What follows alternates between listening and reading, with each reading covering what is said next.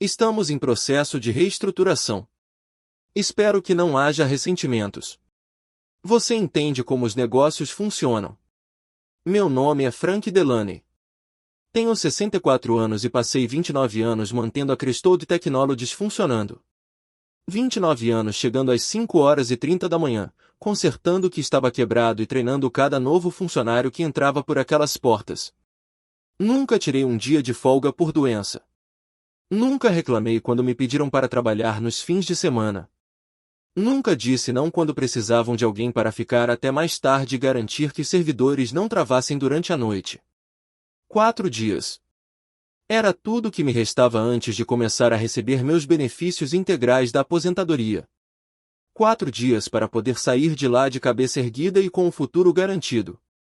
Após 29 anos e 11 meses de serviço, Brandon Chase acabou de me dizer que eu estava demitido. Ele nem olhou para mim quando disse isso, apenas encarou a tela do laptop como se eu fosse um item qualquer em uma planilha que ele estava riscando. A sala de conferências parecia menor do que o normal, as luzes fluorescentes zumbindo no teto como sempre acontecia quando o prédio ficava silencioso. Eu conseguia ver através das paredes de vidro os cubículos onde as pessoas que eu havia treinado trabalhavam, completamente alheias ao fato de que o cara que lhes ensinara a consertar o sistema de ar-condicionado e a identificar fornecedores confiáveis estava sendo demitido. Cortes no orçamento, continuou Brandon, finalmente erguendo os olhos. Estamos caminhando para uma estrutura mais enxuta. Nada pessoal, Frank. Apenas negócios. Assenti com a cabeça. O que mais eu deveria fazer? Discutir? Implorar? Já tinha visto outros caras da minha idade serem escoltados para fora pela segurança por causarem escândalo. Isso não ia acontecer comigo. Os documentos de rescisão já estavam impressos e me aguardavam em uma pasta de papelão. Coisas de praxe, cálculo do último salário, informações sobre o cobra, devolução dos bens da empresa. Assinei onde me indicaram. Datilografei tudo com a mesma caneta que venho usando nos últimos 5 anos, aquela com o logo da Crestode que já estava começando a desbotar. Crachá e chaves, disse Brandon, estendendo a mão. Desencaixei o crachá do meu cinto, o mesmo lugar onde estivera por quase 3 décadas. O plástico estava liso e desgastado por anos de uso em leitores de cartão. Minha foto de funcionário parecia mais jovem, tirada quando meu cabelo ainda era castanho, e eu pensava que me aposentaria deste lugar com dignidade. As chaves pareciam mais pesadas do que deveriam.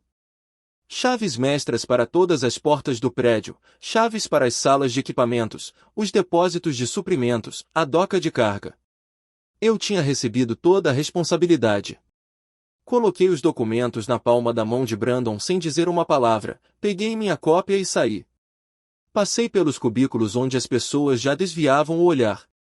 Passei pela sala de descanso onde almoçava na mesma mesa há 29 anos. Passei pela recepção onde me identifiquei milhares de vezes. O estacionamento estava silencioso. Meu caminhão pegou de primeira, como sempre. Fiquei ali sentado por 1 minuto, com o motor funcionando, olhando para o prédio.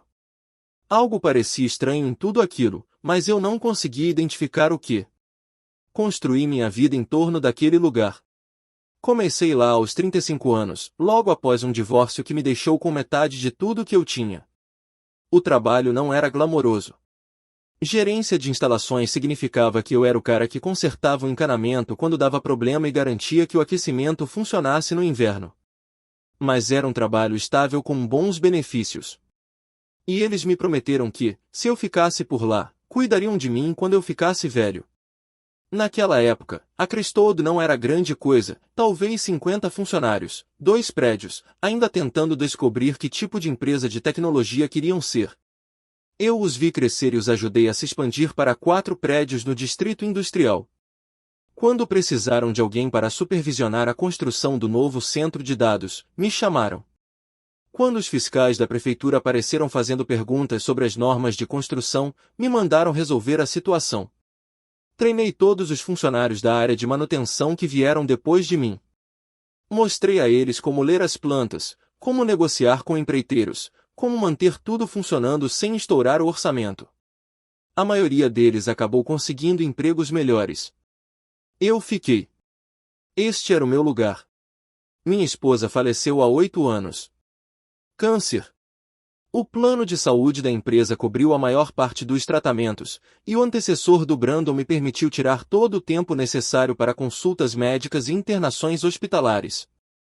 Quando ela faleceu, metade do escritório compareceu ao funeral. Eram pessoas boas, ótimas companhias. Brandon era diferente quando assumiu o cargo há 3 anos. Mais jovem, com diploma em administração de empresas de uma universidade renomada.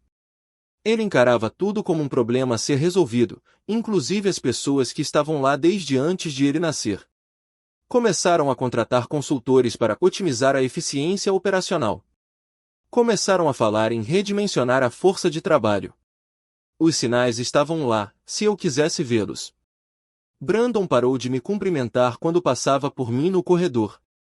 Parou de me incluir nas reuniões mensais do departamento. Quando enviei meus pedidos de orçamento, eles voltaram com perguntas que eu nunca tinha tido que responder antes. Por que precisávamos de tantos contratos de manutenção? Será que não poderíamos nos virar com menos inspeções de segurança? Eu não estava ficando um pouco velho para subir escadas e rastejar em salas de equipamentos? Achei que ele só estava tentando se impor como novo chefe, mostrar a todos que estava fazendo mudanças. Já tinha visto isso antes com outros gerentes. Eles chegam, fazem um pouco de barulho e depois se acomodam na rotina quando percebem como as coisas realmente funcionam. Mas havia outras coisas também. Conversas que paravam quando eu entrava na sala. Reuniões para as quais eu não era mais convidada. Um novo funcionário da área de instalações que me fazia perguntas sobre minhas responsabilidades, coisas que ele não deveria precisar saber, a menos que alguém estivesse planejando que ele assumisse o meu lugar. Eu deveria ter prestado mais atenção, deveria ter feito mais perguntas. Mas faltavam 4 dias para eu receber minha aposentadoria, e tudo em que eu conseguia pensar era em chegar ao fim do processo. Naquela noite, sentei-me à mesa da cozinha com os documentos da rescisão do contrato de trabalho espalhados à minha frente. Os números não batiam. Segundo meus cálculos, eu tinha 29 anos e 11 meses de serviço. Segundo os documentos deles, eu tinha 29 anos e 10 meses, um mês a menos do que o necessário para receber a aposentadoria integral. Peguei meu antigo manual do funcionário, aquele de 15 anos atrás, quando mudaram a política de aposentadoria. Era claríssimo, 30 anos de serviço ou 65 anos de idade, o que ocorresse primeiro, para ter direito aos benefícios integrais. Eu tinha 64 anos, com 29 anos e 11 meses de serviço. Mais 4 dias e eu teria completado 30 anos. Então me lembrei do memorando que Brandon havia enviado para toda a empresa no mês passado. Eu tinha guardado uma cópia porque me pareceu importante. Atualizações do manual do funcionário, esclarecimentos sobre os benefícios de aposentadoria, garantia de que a empresa estava comprometida em honrar todos os acordos existentes. Encontrei o documento no meu arquivo, exatamente onde o havia deixado. A partir de agora, todos os cálculos dos benefícios de aposentadoria serão baseados nos anos de serviço contínuo, conforme definido no manual do funcionário vigente. Os funcionários que estiverem próximos da idade de aposentadoria devem revisar seus registros de serviço para garantir a precisão das informações. Li 3 vezes. Depois peguei minha calculadora e comecei a revisar meus contra-cheques. Cada um deles, dos últimos 15 anos. Pagamento de feriados, horas extras, férias, licença médica, tudo estava documentado. Tudo batia até 29 anos e 11 meses de serviço, até esta sexta-feira. Eles erraram o cálculo de propósito. Ou talvez só esperassem que eu não percebesse. Pensei em ligar para o Brandon e exigir que corrigissem a papelada. Mas qual seria o sentido? Ele já tinha deixado claro que eu não queria mais nada. Ligar para ele só lhe daria a chance de inventar outra desculpa, outra razão para justificar por que as regras não se aplicavam à minha situação. Pensei em contratar um advogado, mas advogados custam dinheiro que eu não tinha. Enfrentar uma grande empresa com muito dinheiro era coisa de jovem. Então me lembrei de Janice O'Connell. Ela trabalhou no Departamento de Recursos Humanos da Crestwood por 12 anos antes de se aposentar no ano passado. Uma mulher inteligente, sempre atenta às regras, que nunca permitiu que a empresa negligenciasse os direitos dos funcionários. Ouvi dizer que ela agora trabalha como consultora, ajudando outras empresas a evitar os problemas legais decorrentes do maltratamento dos funcionários. Encontrei o número dela nos meus contatos antigos e fiquei olhando para ele por um longo tempo. Fazer aquela ligação significaria admitir que eu tinha sido enganado. Significaria revidar em vez de simplesmente aceitar o que tinha acontecido e seguir em frente. Mas sentada ali na minha cozinha, olhando para 29 anos de contra-cheques e uma carta de demissão que não correspondia aos fatos, percebi que algo havia mudado dentro de mim. Eu não estava com raiva. Eu estava concentrada. Peguei o telefone e disquei. Janice atendeu no segundo toque. Sua voz era a mesma que eu me lembrava, direta, objetiva, aquele tom que te faz querer contar a verdade, mesmo que você não tenha planejado. Frank Delaney, disse ela antes que eu pudesse me apresentar. Ouvi falar do que aconteceu. As notícias correm rápido neste ramo. Expliquei tudo para ela. O momento da minha demissão, a discrepância no cálculo do tempo de serviço, a atitude do Brandon nos últimos meses. Ela ouviu sem interromper, fazendo perguntas pertinentes sobre datas e documentos. Quando terminei, houve uma longa pausa. Você guardou todos os seus contra-cheques? Ela perguntou. Tudo. Memorandos da empresa, atualizações de políticas, tudo o que é importante. Minha esposa sempre me disse para manter bons registros. Mulher inteligente. Frank, preciso que você me escute com atenção. O que Brandon fez não é apenas errado. É ilegal. A lei federal protege os funcionários de serem demitidos para impedi-los de receber benefícios adquiridos. Mas provar isso exige mais do que apenas o momento em que aconteceu. Precisamos demonstrar a intenção. Ela explicou como esses casos funcionavam. O Departamento do Trabalho os levava a sério, mas precisava de provas concretas, documentação, um padrão de comportamento, algo que demonstrasse que a demissão não foi apenas uma questão de mau momento, mas sim uma fraude deliberada. Tragam tudo ao meu escritório na segunda-feira de manhã, disse ela. Não falem com ninguém em Crestwood. Não publiquem nada nas redes sociais. Nem mesmo contem aos seus vizinhos o que aconteceu. Se isso chegar onde eu acho que vai chegar, queremos que eles acreditem que saíram impunes. Na manhã de segunda-feira, dirigi até o escritório de Janice com 3 caixas de documentos, contra-cheques, manuais do funcionário, memorandos, avaliações de desempenho, impressões de e-mails. 29 anos de documentação organizada em ordem cronológica. Ela analisou tudo metodicamente, fazendo anotações em um bloco de notas amarelo. Quando chegou ao memorando de Brandon do mês passado, parou e o leu 2 vezes. Isso é ouro, disse ela. Ele colocou por escrito que os cálculos de tempo de serviço deveriam ser precisos. Aí ele te demite com um cálculo errado 4 dias antes de você completar 30 anos. Ou ele é incompetente ou está mentindo. Qual é a diferença? A incompetência te faz recuperar o emprego. Mentir te faz recuperar o emprego, mais indenização, mais uma investigação federal que pode fechar todo o Departamento de Recursos Humanos. Ela explicou o processo. Apresentar uma queixa ao Departamento do Trabalho. Eles investigariam, entrevistariam testemunhas e analisariam documentos. Se encontrassem provas de negação deliberada de benefícios, a Crestwood enfrentaria penalidades severas, não apenas multas. Possíveis acusações criminais para os envolvidos. Quanto tempo demora? Perguntei. Depende. Podem ser semanas, podem ser meses. Mas Frank, você precisa entender uma coisa. Depois que registrarmos essa queixa, não haverá volta. Brandon vai saber que você não saiu de fininho. Ele vai lutar. Ela estava certa nessa parte. Na tarde de terça-feira, meu telefone tocou.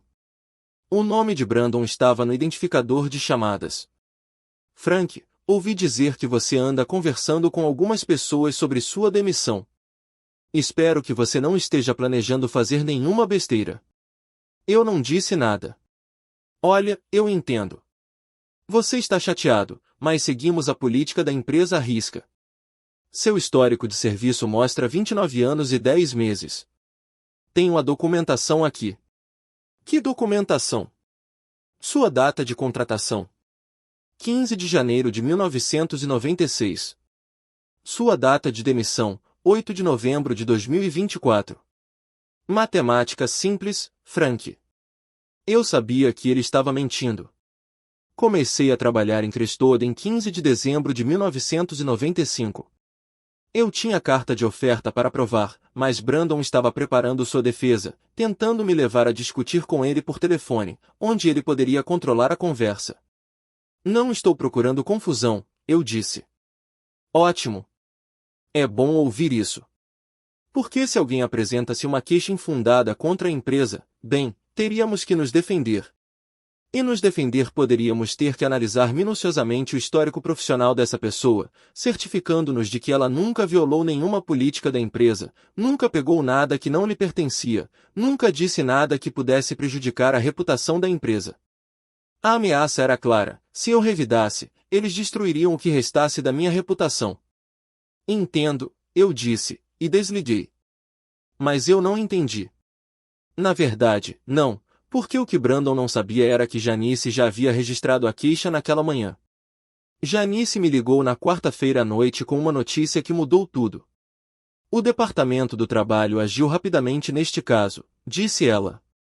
Eles já estavam monitorando a Crestode há algum tempo. Acontece que você não é a primeira pessoa a quem isso aconteceu. Ela havia conversado com o investigador responsável pelo meu caso. Nos últimos 2 anos, outros 3 funcionários veteranos da Crestode foram demitidos poucos meses depois de se tornarem elegíveis para a aposentadoria integral. Todos eles na casa dos 60 anos.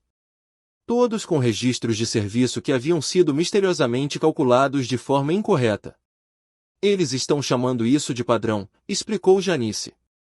Negação sistemática de benefícios, o tipo de coisa que faz com que as empresas entrem nas listas de vigilância federais. Mas havia mais. O investigador solicitou os arquivos pessoais dos 4 funcionários demitidos. O que encontraram foi uma série de e-mails entre Brandon e o novo diretor de recursos humanos discutindo maneiras de otimizar a força de trabalho e reduzir as obrigações com benefícios de longo prazo. Eles nem foram espertos, disse Janice. Usaram o e-mail da empresa, falaram de funcionários específicos pelo nome. Seu nome foi mencionado 6 vezes nos últimos 3 meses. Senti algo frio se instalar no meu estômago. O que disseram sobre mim? Que você era um custo herdado. Que seus benefícios de aposentadoria e assistência médica representariam uma despesa contínua significativa. Que seu cargo poderia ser eliminado e suas responsabilidades distribuídas entre os funcionários existentes. Eles estavam planejando isso há meses. Enquanto eu chegava cedo e saía tarde, enquanto eu treinava pessoas novas e resolvia seus problemas, eles estavam bolando um jeito de se livrar de mim sem pagar o que deviam. Há mais uma coisa, continuou Janice. O investigador quer entrevistá-lo na quinta-feira de manhã. Eles vão trazer alguém da divisão criminal. Criminal. Frank, quando uma empresa demite funcionários deliberadamente para evitar o pagamento de benefícios devidos, isso não é apenas uma questão civil.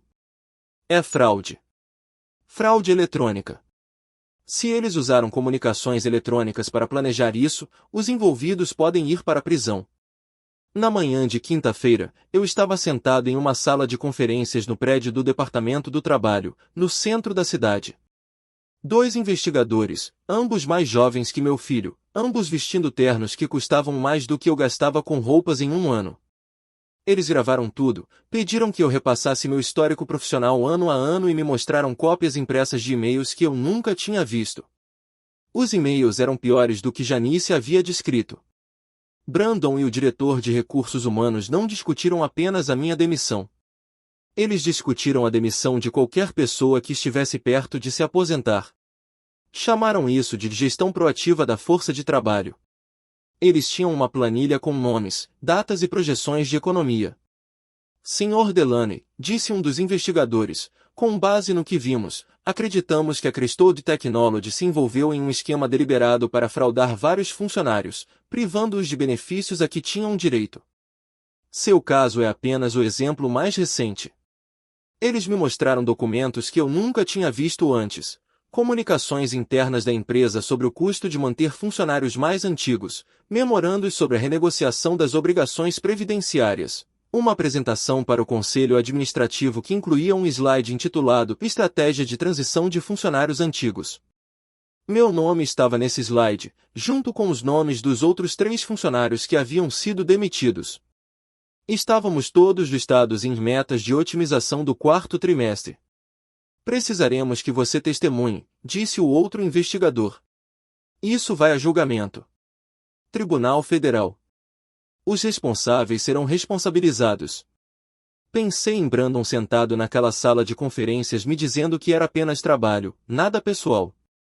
Pensei em 29 anos acordando antes do amanhecer, consertando coisas quebradas, acreditando que a lealdade seria recompensada. O que você precisa que eu faça? A investigação federal avançou mais rápido do que qualquer um esperava.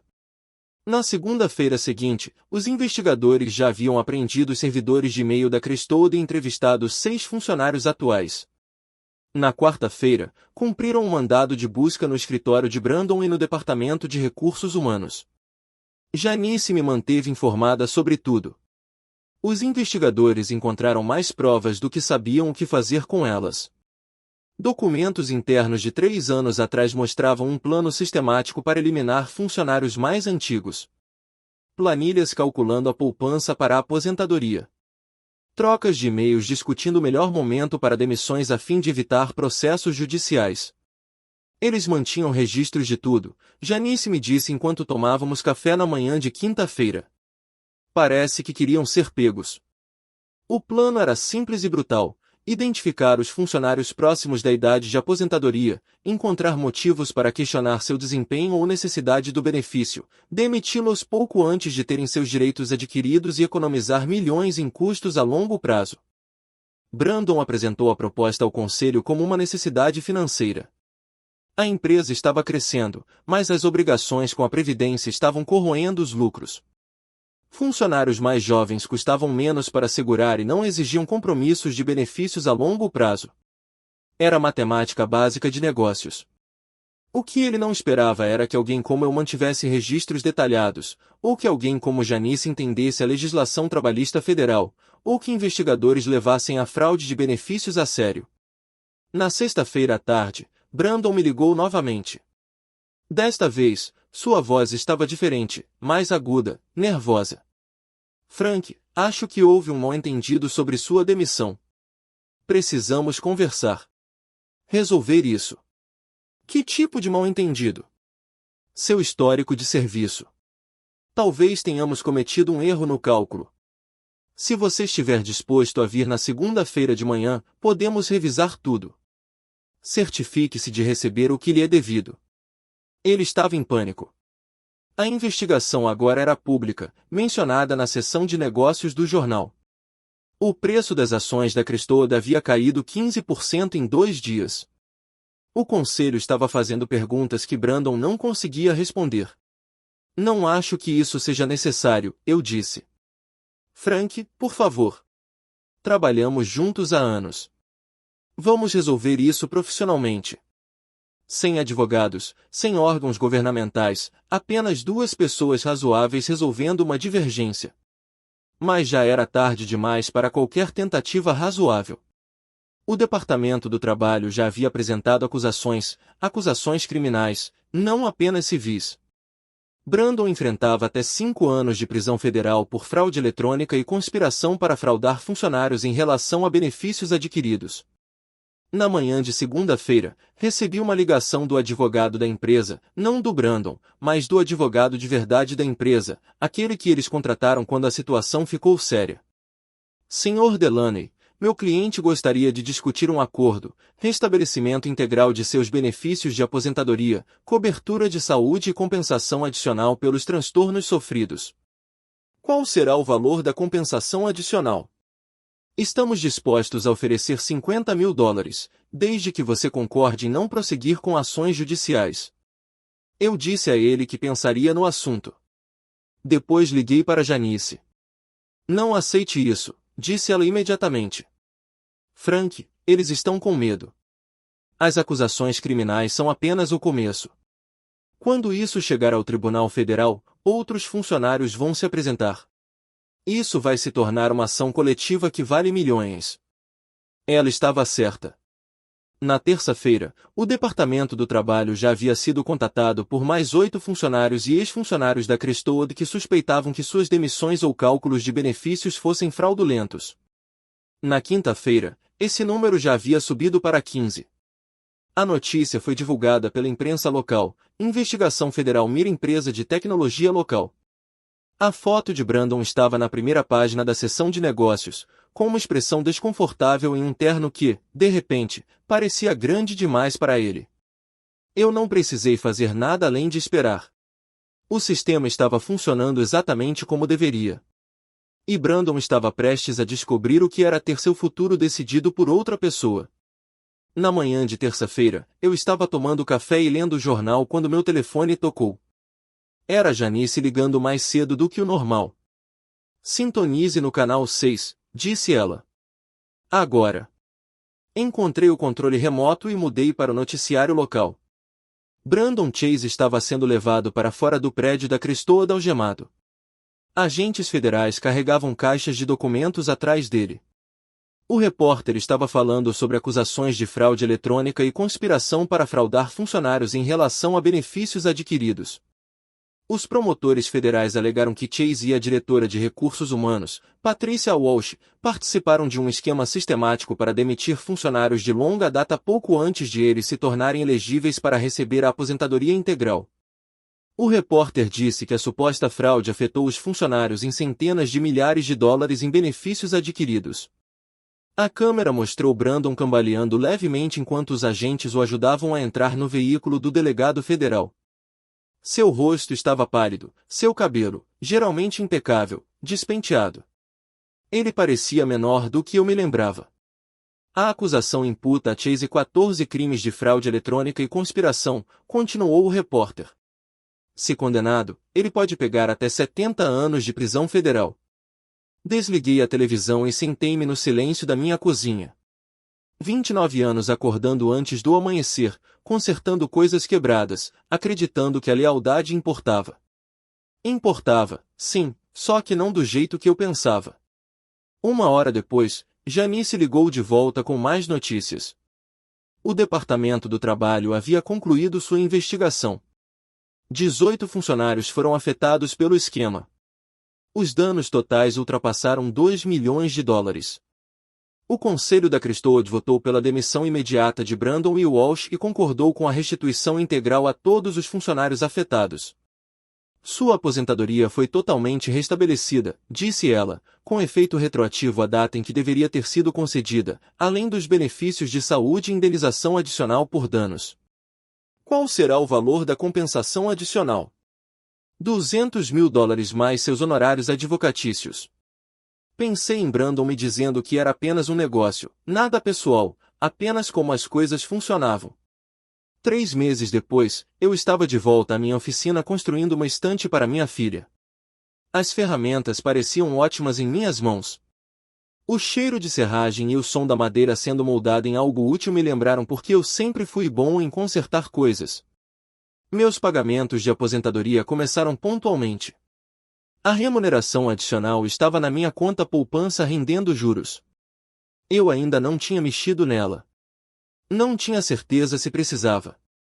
Depois de 29 anos de trabalho estável, eu tinha tudo o que precisava. Brandon se declarou culpado de acusações federais e foi condenado a 18 meses de prisão. Patricia Walsh recebeu uma pena de 6 meses e 2 anos de liberdade condicional.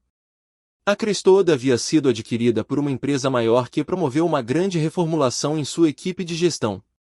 O jornal local publicou uma matéria de acompanhamento sobre o caso. Queixa de morador local leva à investigação federal.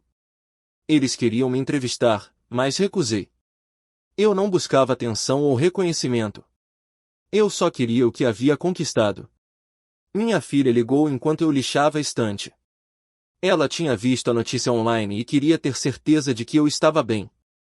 Estou orgulhosa de você, pai, disse ela, por ter se defendido. Não fiz nada de especial, eu disse a ela. Apenas fiz uma ligação. Às vezes isso basta. Terminei a estante naquela tarde e a carreguei na minha caminhonete. Minha filha vinha pedindo-me há meses, e finalmente tive tempo para construí-la direito, carvalho maciço, encaixes em cauda de andorinha, o tipo de coisa que duraria décadas. Enquanto dirigia para a casa dela, fiquei pensando na diferença entre construir algo e simplesmente consertar o que outra pessoa havia quebrado. Ambos tinham seu lugar. Ambos importavam. Mas construir algo novo me dava uma sensação melhor.